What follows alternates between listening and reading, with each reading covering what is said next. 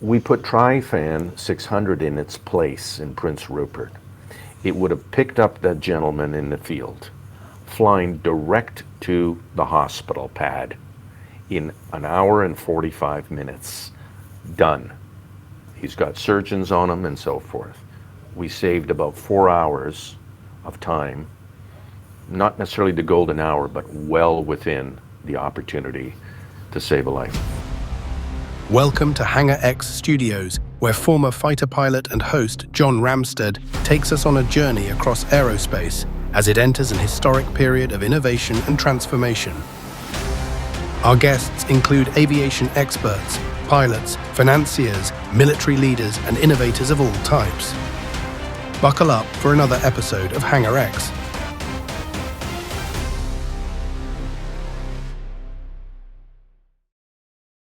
Welcome to Hangar X Studios, where we explore stories that are shaping the future of aviation. And today we have Danny Sitnam on the podcast. Danny, welcome to the podcast. Thank you very much. You are the founder of Helijet International, world's largest scheduled helicopter company, I believe. You founded that in 1986. And you guys have really revolutionized air travel up there in British Columbia. You're based up in Canada, both with scheduled operations, flights, charters, but also you've had a huge focus on medical missions. And that's something we're going to also be talking about today.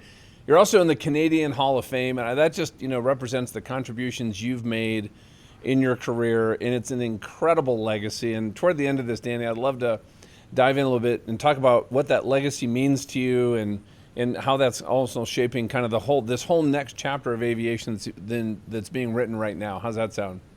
Sounds great. No, thank you for the compliment. Well, you started way back. You and I were just talking, comparing some notes. All of your flight time, 6,500 hours, is in a helicopter. You never even got your fixed wing rating because you're like, why would I? Helicopters are so awesome. But you started out way back in the Yukon. Could you tell us about those early days and what got you even interested in saying, you know what, I want to go learn how to fly that thing? And I'm guessing the helicopter flying in that area is incredibly demanding and challenging.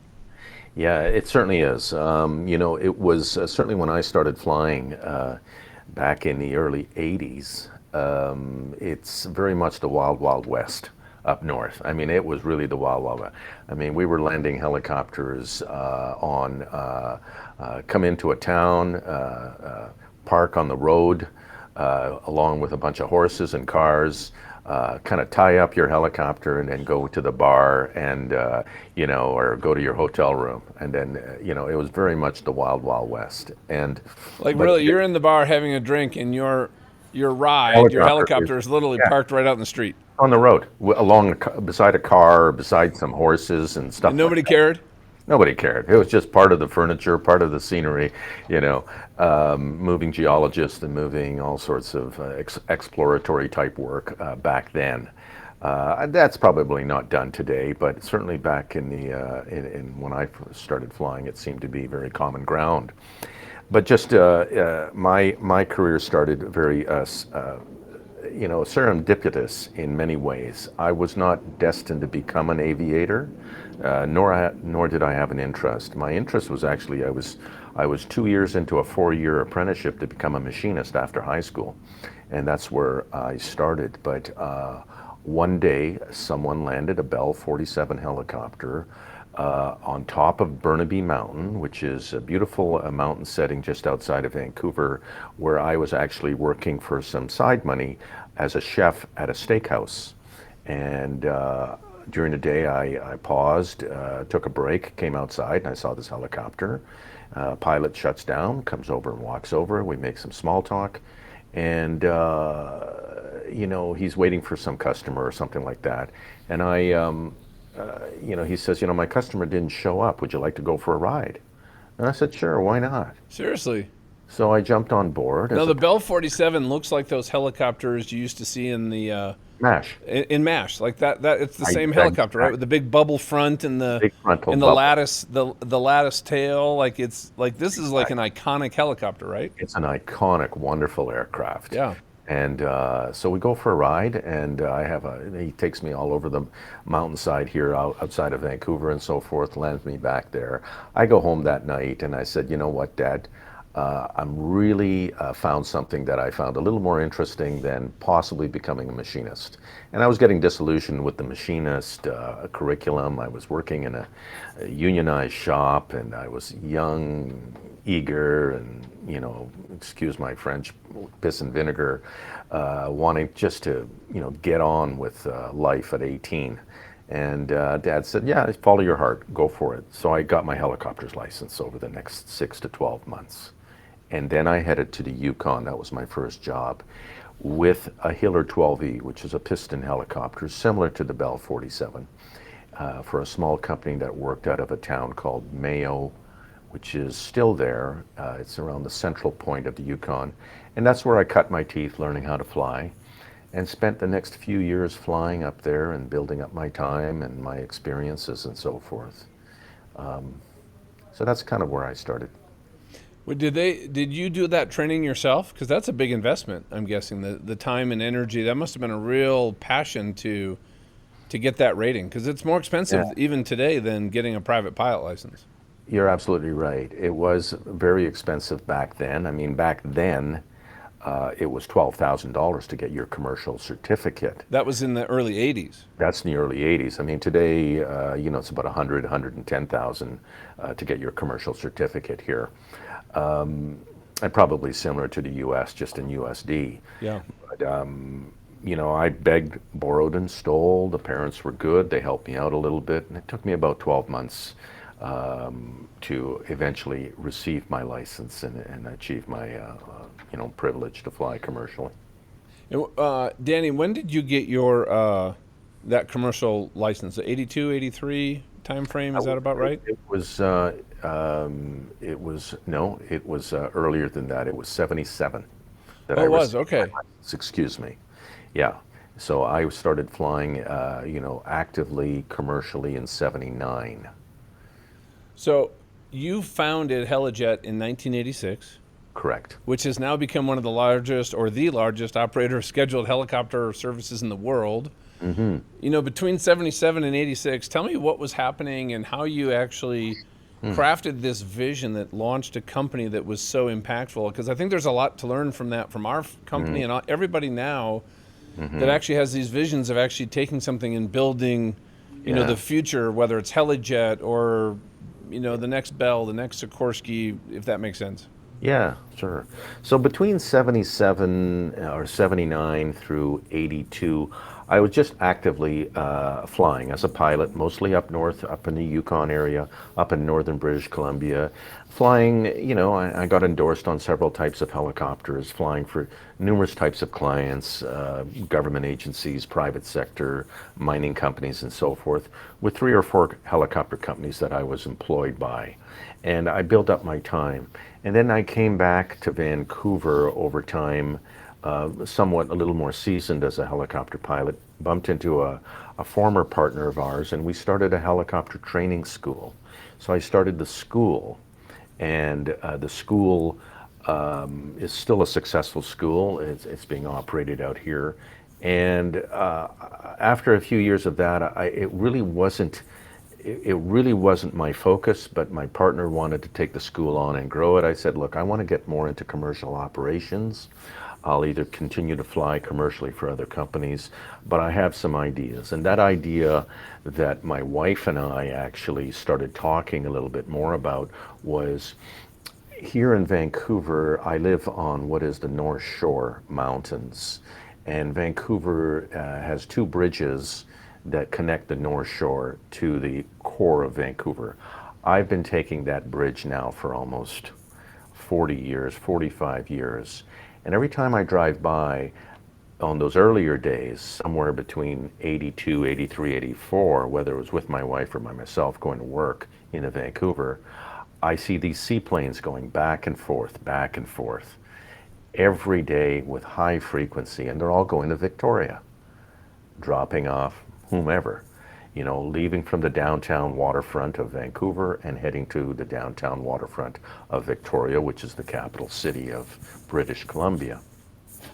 And my wife, one day, I'm driving on a bridge, says, why don't you do that with a helicopter? You know? And Clearly, there's demand because you see it every time you drive on the bridge, right? yeah, there's about 15 flights a day just going across back and forth. And I started noodling that thought out and thinking about it and looking at the technology of the aircraft and looked at the value proposition for a possible business consumer. I mean, we identified quickly that it's a business traveler that's using this service. It's extremely convenient to be able to go from the city center to the capital city in 30 minutes, whether it's a seaplane or a helicopter today, because all the other options are either 3, 4, or 5 hours in duration. And for business people, as you can appreciate, time is money. That's a long time just to go for a quick meeting with the government in British Columbia and come back. You've wasted a whole day. So when we looked at it, we said, what are the other added values and propositions that vertical lift can give versus fixed wing seaplane? Well, we're an IFR operator, so we knew on instruments we could fly at night, where VFR operations would limit a seaplane, especially in the wintertime. We looked at it saying, they basically can't start till 9 in the morning until it's daylight, and they pretty well finish at 3 o'clock, 3:30 when it's official sunset coming along, during the winter months anyways. And predominantly we identified that the government actually works between September through April, mostly with the legislature open in Victoria. Summertime's not so bad, because you've got lots of daylight, so the seaplane operators can expand their schedule and compete with us on a time of day basis. But in the wintertime, we have that edge where we can extend your business day and offer you, a 7 o'clock flight and a 7 o'clock at night flight coming home, and we're the only guys on the block doing that. So we knew that could be a big advantage. And then the experience of flying in a helicopter, especially during the inclement weather that we get out here on the West Coast. It's a pretty bumpy ride with high winds against the Georgia Strait, coming off water, as you can probably appreciate, with a seaplane, with choppy water coming in and out on both ends, versus lifting off gently off a helicopter, being there in a few minutes earlier. It's a lot less stressful experience than being on a seaplane during bad weather days. All those things started adding up to say maybe the helicopter could compete effectively for a portion of this market. And we put our business case together, our business plan together, identified, my partner and myself, put together a couple more business associates. And certainly you got to remember, we hadn't started yet. So I think I was at my 7th bank that I'd been kicked out of with the business case. Okay. And they said, you are out of your mind, get out of my office. Or even if I did we established a small little operating line and lines of credit to start a business. I think within 2 months I got kicked out. We bled so much red ink, that I think after we started, 8 months later, we were definitely insolvent. What was the turning point when you said, you know what, I think we're going to make this is going to happen? So this is what happens, and I remember it clearly. So I'm sitting with my board of directors. We're having a very, very difficult conversation. They call me in, they said, Danny, it's time to wrap this up. It's not going to work. We're not getting the traffic. There isn't enough build coming into the program to support the kind of expenses that are just gone through the roof. And you got two options. And I remember my corporate secretary, who was a pretty hard-nosed accountant fellow, which is my best friend today, said, you got two options. He looked at the chairman, he looked at me, he says, you either shut her down tomorrow, bow out, lay out the 15 people that you have, okay, on the payroll, close it all down, lick your wounds, and walk away from this, or increase the fares by 100% tomorrow. You got nothing to lose, right? He says, try it, Danny. I said, nobody will come to the table, Trev. Nobody. He says, those are your two options. I recommend to the board. Those are the only two. So I go back solemnly to my office that next morning. I call my team in, my management team, lay down the cards and said, increase the fares. Everybody throws up. gets under the table and said, okay, let's try it, see what happens. Well, we put the fares up. We waited a few days to see if the booking profile would shallow off or come to nothing, and not a blink. Not a blink. Everybody kept coming. And my experience... Nobody complained. They just kept, the people that were booking started booking. They said, I'll pay the increase. No, Absolutely. they didn't say a word. One of So you should have doubled it again the next day. Well, there you go. No, but one of my loyal travelers, a government minister, called me up personally. I remember the calling. He said, Danny, I'm going to tell you something. We were all concerned. The service is impeccable. The operation is impeccable, but we were concerned that the price is too low. And we were apprehensive to put all our eggs in one basket. Thank you for increasing the price. It's worth double that, Danny, for what you offer and so forth. And I thought to myself, there you go. You know, and we never looked back. And what led to the growth from that point, realizing, you know what, we can make this work, Danny, to what you're doing today, which is, you know, one of the largest scheduled operators in the world? Because there must have been some highs and lows, but I'm just curious about if you can pull the thread that I think connects that growth over time, if that makes sense. Yeah, well, I think the first thing you got to do is you know, you learn from your experiences, and that was you know, probably the most difficult day I had in my career of operating this business. So my first thought with my team is you need to stare the devils in the face every day. Whatever you're doing, you've got to stare that devil in the face. And you can't blink first. You've got to believe in yourself.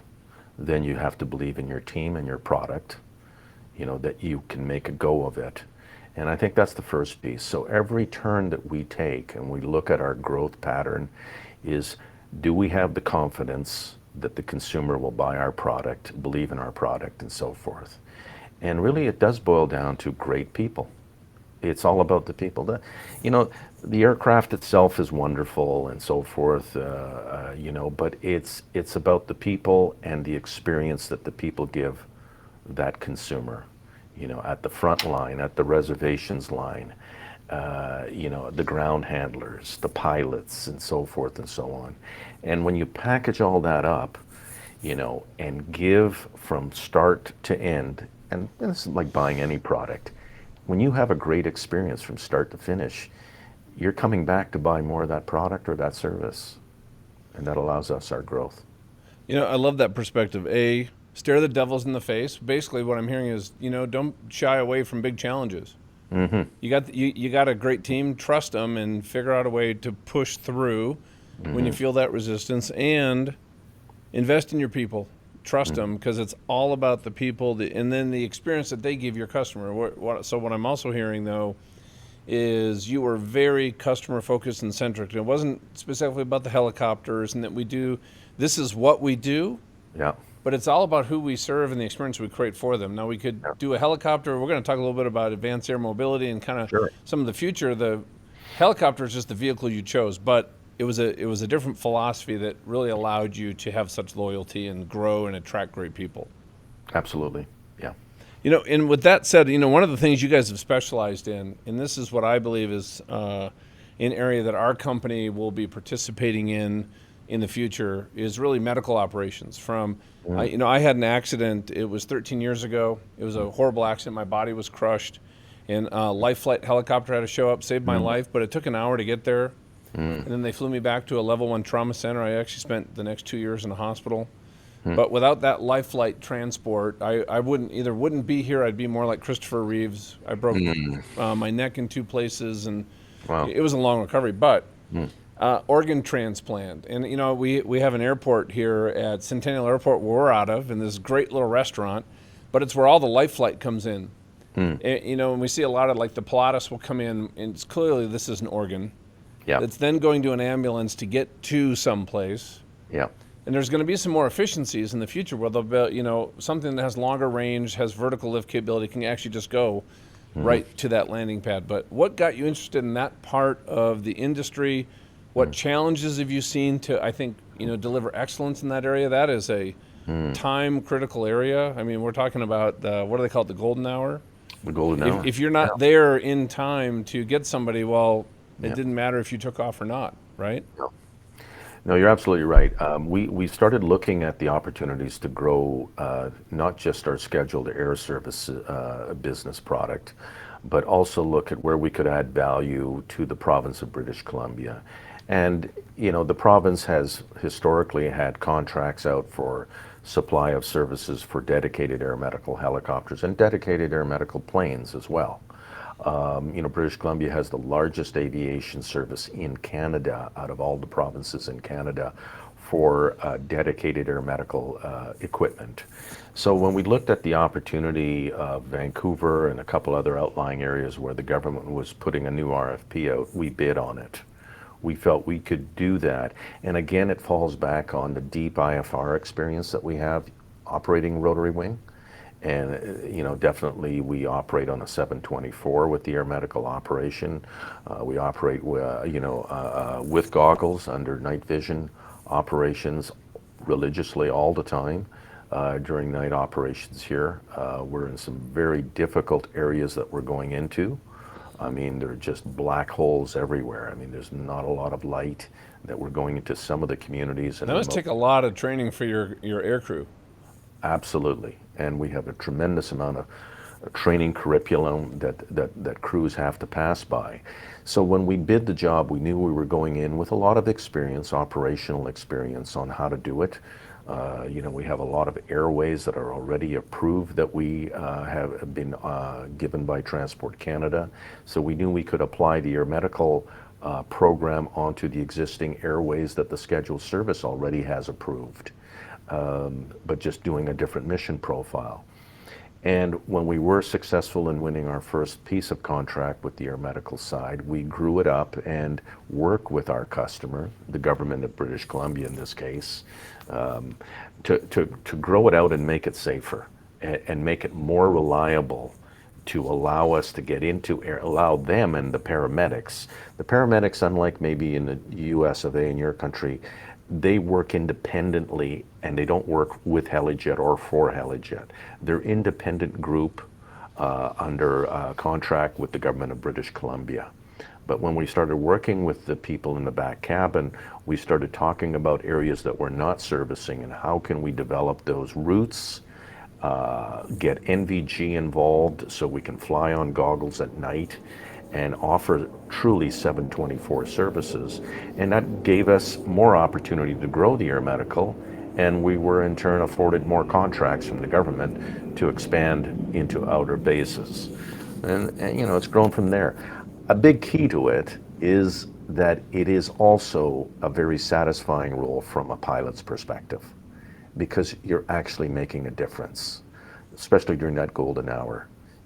When you're saving people's lives, and you come home and you knew you got that person to the hospital or back home or otherwise, it's a feeling of completeness, that you've actually made a difference to someone's life today.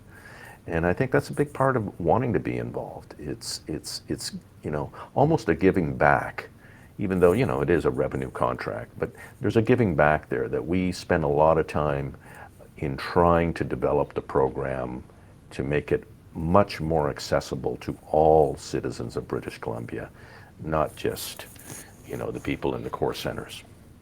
Yeah, it's interesting. I'd love to maybe even have you come back on, Danny. And I would love to do an episode, maybe even bring on some of your, some people in different areas, from, the management to dealing with the paramedics to a pilot, and just do a panel. I think this is an area that I think people would be very interested in, because I also think some of the platforms that are being developed now, a number of which are going to be maturing, could, for both search and rescue, disaster relief, life flight, medical missions, could completely transform how we're going to be able to deliver, I think, a much higher level of service. Would that be something you'd be interested in coming back and maybe we host something like that? Very much so. I would love to do that. And, that said, that kind of leads me into my next question, because you're also at the forefront. You guys are thinking ahead. You're progressive. You're looking into advanced air mobility. looking at EV tolls, EC tolls. So if anybody that's electrified conventional takeoff and landing, you've done some work with Beta. We just have Dave Stepanek on from Bristow. Oh, wonderful. And Yeah. they're starting Great guy. their entire kind of test program with Beta out of Norway, in Stavanger, Norway. So he's going to be coming back on in around July when they have some good data to share on what they found with that. Nice. So that's going to be great. But questions are, when you're looking at some of the technologies that are coming out from basically the air taxis, right? And advanced air mobility is really kind of these shorter, 100 miles or less, really probably 60 miles with in the U.S. under the SFARs with the reserve requirements, things like that. Yep. Where do the platforms, as they're coming into the market now, fit into your business model? How are you thinking about it today, or your company? Yeah, that's a great question. What we've been looking at and monitoring and studying and learning about UAM and these new technologies that are coming out, and you know, I've been working with XTI now for 2 or 3 years as your program is coming to development. I think it's a wonderful vehicle. I think it's a vehicle that Helijet can definitely fit into our ecosystem, our existing ecosystem. And where UAM and the new technologies add value to what we're doing today, obviously we live in a very environmentally sensitive province, more so than any other province in Canada. The government is very big on cutting down the carbon footprint and wants their suppliers, such as Helijet, to move in that direction. So they're giving financial incentives on infrastructure and in other programs to incentivize people like us to look at the new technologies. So that's one main reason is we do want to reduce our carbon footprint. We want to get into a lower footprint for all the right reasons. We do need a lower cost of operation, because we service a high-end market today, primarily who can afford to use a helicopter from point A to point B, because they can justify their time. But not everybody needs to be there in 30 minutes in Victoria. And not everybody can afford $450 each way to go to Victoria on Helijet. You know, it's a $900 ticket. You know, it's out of the price range. I want vehicles that can do that at a much lower price point, to broaden the people on the street that can use aviation more effectively. And so when I look at our Vancouver-Victoria corridor as an example, we have numerous, we're like a mini airport for all intents and purposes. People are coming down to the waterfront, parking their vehicles and jumping on Helijet and going to Victoria, doing their business or whatever they're doing, and coming back. So some of these platforms coming into, like Joby and Archer, I'm thinking, would fit this mission to Victoria and back. This is like kind of almost what it's made for, right? And you would be the operator of that craft. Is that fair? Yeah, that would be fair. That would be fair. It's an option that you're considering. Yeah. I'm guessing you're considering. Yeah, but where it has an opportunity to grow, and I can put XTI in a different category because it's more of a longer haul opportunity to move and I'll come to that in a moment. But in the short haul opportunity, the Betas and the Jobies and so forth, their vehicles are designed to allow almost a hub and spoke to exist at Helijet. Because the people that are coming down to downtown Vancouver are coming from the suburbs. We did a survey with our customers and we said, where do you live and what's your biggest stressor to fly Helijet? And the biggest stretcher by far is getting to the heliport, at rush hour from my home, which takes me an hour and a half to come from Langley, Pitt Meadows, Abbotsford. These are the suburbias of Vancouver. Driving through that crazy traffic to get to the heliport, to board Helijet, to get to Victoria in 30 minutes. How do we fix that stressor of an hour and a half? That's where maybe these eVTOLs can come in and become a hub and spoke. They can feed the heliports to some outlying vertiports that are located in the suburbia areas and cut your travel by an hour. You bring them straight in 15 minutes, and then they jump on the helicopter that has a higher payload. It can fly IFR. It has all the mission requirements. Yeah. And then if the weather's bad, the helicopter can fly, but the eVTOL can't. Well, then you're going to have to drive in today. Exactly. But Yeah. maybe 60% of the time or more, you'll have this really nice option for people. Right. And then when you go to a longer stage, that's where I see the XTI vehicle being perfect, because one day we want to be able to go Vancouver, Seattle, and with conventional helicopter, I can't find the cost model that will attract someone to spend, a significant amount of money. Today with a conventional helicopter, it's about an hour's flight to downtown Seattle. But there's tremendous commerce going north and south between Seattle and Vancouver, and the whole corridor down the west coast, Portland, then into California, and down to LA. That's where I see the opportunity of connecting the suburbias to a heliport or a vertiport, and then taking a flight to Seattle in 30 minutes with an XTI vehicle. And you can fly IFR up at 20, IFR, 25,000 feet. And oh, exactly. yep. That's where I see the opportunity growing. And in your thought too, with the Trifan 600 that we're developing, because I was actually thinking, I wonder, because they brought me to a level 1 trauma center, and it was a good place. This was in Great Falls, Montana.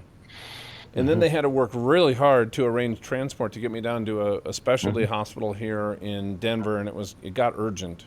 And I was actually doing the back of the napkin math. The Trifan could have picked me up in that field in Montana and delivered me to that hospital in Denver Yeah. at virtually the same time that the helicopter came out and got me and brought me back locally to Great Falls. Totally. And how does that fit into, let's just say that capability was around our platform and maybe some others. What does that do as you think even about the medical mission in the future? Look, we made a perfect example and demonstration to the government of British Columbia, our air ambulance executive clients, and Salim and I worked on it and built it, showing how the Trifan, because I'm not sure if you noticed, it's on the cover of our application. We show the XTI on a roadway, okay, and we photo, we brought it in, and I believe you folks use it in some of your other collateral, which we have no problem with. It's in a red and white color of an ambulance aircraft at a scene call with a whole bunch of cars stopped on the highway. That proposal was what we do today. So here's the quick example. We have a 724 Sikorsky S-76 under contract in a small community up north, about midway up in British Columbia, called Prince Rupert. We have a full facility there. We have 15 pilots, 7 engineers, and so forth, taking care of one aircraft. What typically happens at that base is it's the most remote area in British Columbia. It's god-awful dark. It's black 10 months of the year. It rains like you wouldn't believe all the time. It's on the coast of BC. It's an indigenous community and so forth, so they live in very remote areas outside of the Prince Rupert hub.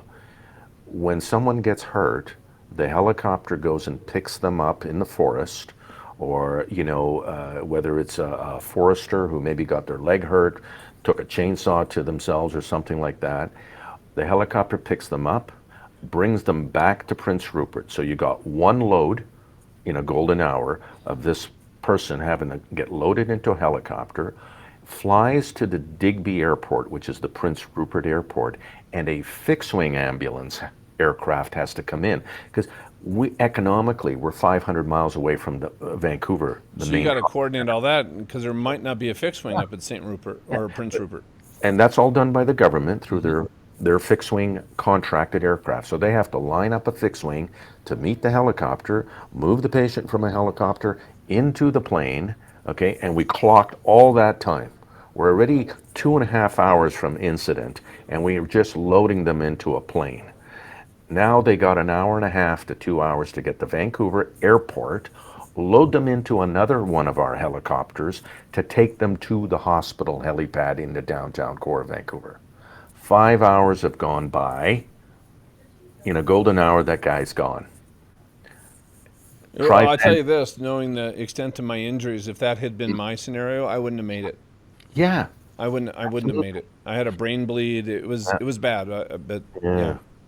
We put Trifan 600 in its place in Prince Rupert. It would have picked up that gentleman in the field, flying direct to the hospital pad, in an hour and 45 minutes. Done. He's got surgeons on him and so forth. We saved about 4 hours of time, not necessarily the golden hour, but well within the opportunity to save a life. That's where we see, and we mapped all that out, given them all the times and the examples, and you know, I believe that is going to happen and can happen and should happen. Well, it's an exciting time, and you guys are. I mean, you guys are leading the way. You and it was fun talking with Bristow also. Just Yeah. how you guys are actually embracing what's happening, and you know, this is going to change business models. But I'd like to change gears a little bit because your induction into Canada's Hall of Fame, which I think is really cool, and I know you're actually a very humble man. But it just, it acknowledges the contributions you've made to the industry. But here's a question I'd like to ask you is, what does that mean to you, and how does maybe that help you shape or reinforce this legacy that you'd like to create while you're operating both in Canada, serving people, building this company, and this passion for aviation? Yeah. Well, yes, I'm humble about it. I don't wear it on my forehead. I'm obviously very proud that I was nominated for the opportunity. But I honestly don't think about it a lot as far as what does it mean to me going forward. Because to be very transparent, I'd be doing it anyways, with or without the award in front of my face and around me. The award was wonderful. It's a great recognition. My family are proud of me, and my employees and everything else, and my close industry friends. But it wouldn't make much difference to what I want to do and how I see the opportunities growing with these new advanced technologies, whether it's with XTI or others. I just feel that it can better the communities, certainly on the air medical side, and just air transportation in general. I think it is going to revolutionize aviation in many ways. I believe it's going to better the communities that want to be serviced by air, and I think it's going to assist the industry to become a much better partner with communities, by offering these new technologies, preferably at a lower cost, so more people can afford to travel. Yeah. Yeah, more people, more. I think we're gonna look back. It's gonna be transformative, and maybe as we land the helicopter, maybe I'd love to get up to Canada and go flying with you one of these days. Maybe I'll get my rating and I can go sit in the seat next to you.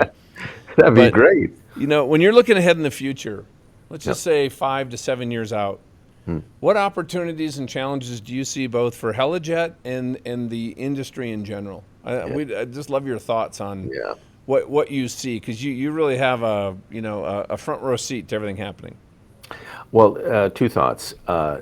Do not underestimate the power of the community that you're operating in.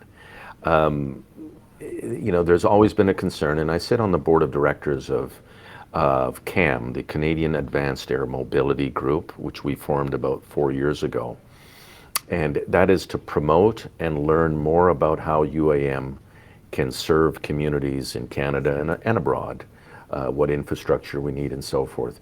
And engaging with the community is really key in engaging with the potential end user, if not the existing end user.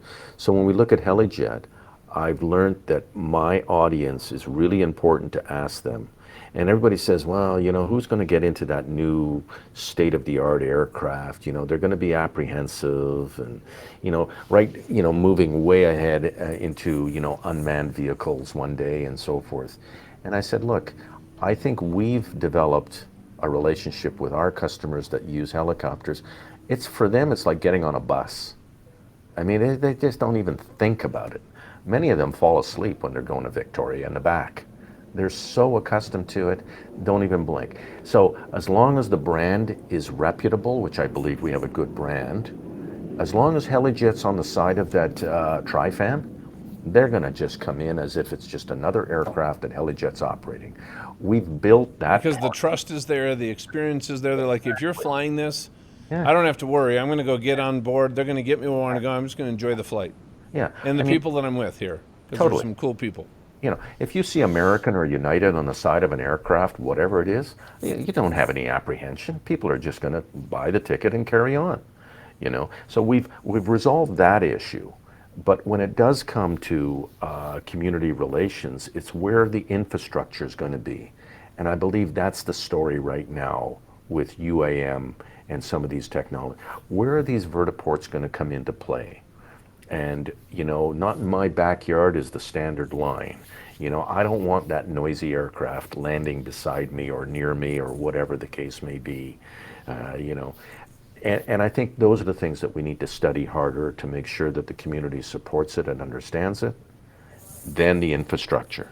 The second part. Can I ask you a quick question on that, just as an Yeah. aside? Because we're right now in the middle with our engineering team of actually doing all the modeling on the sound signature and the decibel reduction of this ducted fan that we're doing versus having an open blade.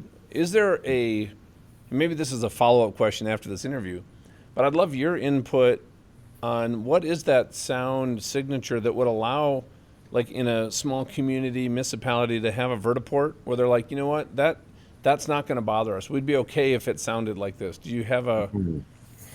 Well, I guess it would boil down to, the dBs of what the aircraft's putting out would be the primary, I would think, as the main concern. I don't think it's the visual of the aircraft or how it looks and whatever shape it's in, but, is it obtrusive, and can it, I think enclosed rotors and enclosed shrouds such as that are a great thing. I mean, you see that on some of the conventional helicopters like the Dauphines and so forth. That sends a signal of, oh, that's quieter. And maybe it's not, but it looks like it's quieter. And it looks safer because Perception it's can shrouded be away. reality, right? Exactly. Actually, we're hoping it'll be 40% plus quieter Wow. than a Yes. traditional helicopter. So Yeah. yeah. So I would think it's probably just those noise studies that you will do, and the flyovers that you'll do, and approach and departures that you'll do nearby communities. But I found it very effective just to bring the community to the area and let them witness these aircraft landing and taking off during that critical study time. As you're developing, I think bring the city fathers in. And so forth, and let them hear that. But what I wanted to share with you Yeah, when you talk please. about the possible restrictions in advancing UAM and moving this, it's the regulatory body. It's all about, in our case, Transport Canada being able to keep up with the technology that wants it. So when we were the first company in Canada to put firm orders in for the beta xVTOL, it suddenly put Transport Canada in a very difficult place where they admitted that they have to put resources against this, because their trigger typically is if a new make and model comes into Canada, they need to service that certification process and that operator who needs to go to work with it. And so now we have some attention in Ottawa, we have some attention out here at Pacific Region out in the West, where they're really having to struggle and realize we've got to put some resources here. We've already told them, and we've sat down again with them. They said, once the FAA approves whether it's TriFan or a Beta Tech or a Joby, why are you going to be 3 years behind them? Well, before- just the FAA issuing the SFAR and powered lift was a Big. was a huge tailwind for all of us. Totally. Yep. But we still manage ourselves in Canada that we're always 2 years behind the FAA. We're asking ourselves, why? Why can't we work in parallel with the regulator? I mean, we have a good bilateral between the two countries and so forth. Why are we going to wait another 2 years? And maybe longer. That seems to be the area of concern, and the one where we need to spend more time with the government to put more resources against it. So I love this. So your last two, what you closed with is engage the community. That's where you learn. That's where you create buy-in. That's where you build relationships. That's where you get the feedback to just fine-tune and shape your strategy, your business model. And the number two is it doesn't work without the regulators giving approval, which we're very painfully aware of because, you know what, in this industry, you can't fly a beta. You can't sell a beta. It has to be certified. Yeah. So not only does it have to be certified, but then it's going to have to be, operators like yourself are going to have to then comply to the certification over time. But man, this has been brilliant.